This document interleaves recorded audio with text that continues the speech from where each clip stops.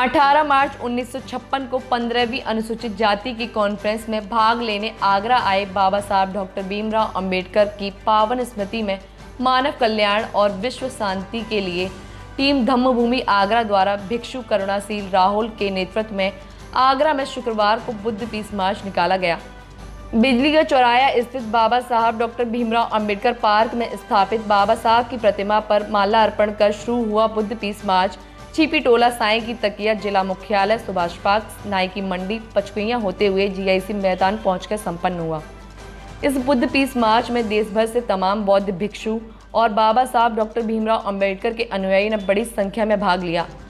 आपको बता दें कि 18 मार्च 1956 को बाबा साहब डॉक्टर भीमराव अंबेडकर ने आगरा के रामलीला मैदान पर अपना आखिरी संबोधन दिया था और भाषण देते समय उनकी आंख से आंसू छलक पड़े थे और आगरा में ही उन्होंने पहले बुद्ध विहार की नींव रखी थी। इसी को लेकर बाबा साहब के अधूरे सपनों को पूरा करने और उनके बताए गए मार्ग पर चलने के लिए आगरा के जीआईसी मैदान पर शनिवार 18 मार्च को विशाल धम्म कारवा आयोजन किया जा रहा है। इस कार्यक्रम में भाग लेने के लिए देश भर से बाबा साहब के अनुयायी आगरा पहुंच रहे हैं। बाबा साहब 18 मार्च 1956 में आगरा में आए थे। उनके आगमन की स्मृति में हम प्रतिवर्ष धम्म कारवां आयोजित करते हैं। इस बार हमने धम्म कारवां की पूर्व संध्या पर बुद्ध पीस मार्च का आयोजन किया है और ये इसलिए किया है कि आज देश और दुनिया को शांति की ज़रूरत है। तो बुद्ध का ये संदेश पूरी दुनिया को जाए, भारत के लोगों को जाए, इसी मकसद को लेकर के ये विशाल भिक्षु संघ और उपासक उपासिकाएँ शांति मार्च बुद्धा शांति मार्च के माध्यम से निकले हैं।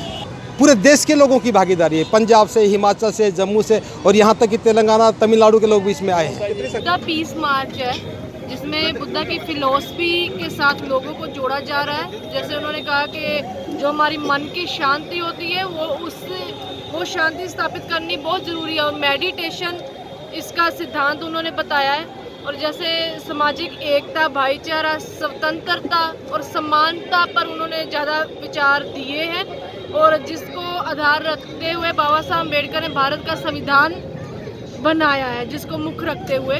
तो इसीलिए भारत के संविधान को पूर्ण तौर पर लागू करने की ज़रूरत है और भारत को दोबारा फिर से जो अशोक के समय से एक बुद्धमयी देश था, संपूर्ण बुद्धमयी देश था, तो ऐसा ही देश दोबारा बनने की ज़रूरत है। अशोक के समय, सम्राट अशोक के समय भारत को सोने की चिड़िया कहा जाता था।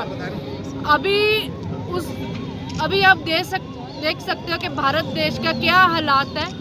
तो इसीलिए देश को बुद्धमयी बनना चाहिए। आगरा की धरती को इसलिए चुना क्योंकि बाबा साहब अम्बेडकर यहाँ पर आए थे और उन्होंने आगरा में ही पहले बुद्ध विहार की नींव रखी थी और इसी धरती पर डॉक्टर अम्बेडकर साहब रोए थे, उनके अथरू इधर ही गिरे थे और उन्होंने कहा था कि मुझे मेरे पढ़े लिखे समाज ने धोखा दिया है।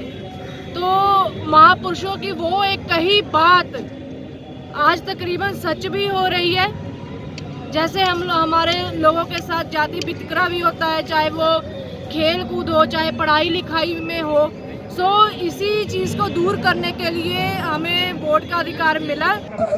इस धरती पे मैंने सुना कि बाबा साहब एक बारी रो भी पड़े थे, तो उस पवित्र धरती को आज मैंने छुआ तो मुझे बहुत एहसास हुआ कि ये ऐतिहासिक शहर है ये, और इस शहर की गलियों में कभी बाबा साहब भी कभी गए होंगे। तो मैं बड़ा खुशनसीब हूँ कि आज मुझे ये इस सौभाग्य का मौका मिला। अब के जो धम्म कारवां से कल नया संदेश जो जाएगा आगरा के लोगों को, वो बाबा साहब ने जो स्पीच दिया था 18 मार्च 1956 को, जिसमें बाबा साहब कई बार भावुक हुए, बाबा साहब के आंसू तक निकले। बाबा साहब के लिए यहाँ उनकी अस्थि कलश भी रखे हुए हैं।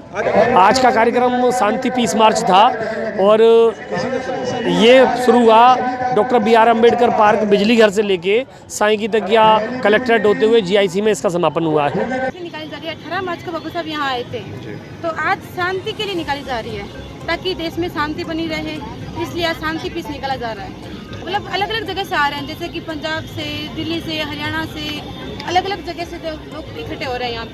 यहाँ पे धम्म कारवां निकाला जाएगा। और बाबा साहब ने जो स्पीच दिया था उसका पुनर्वाचन हुआ होगा।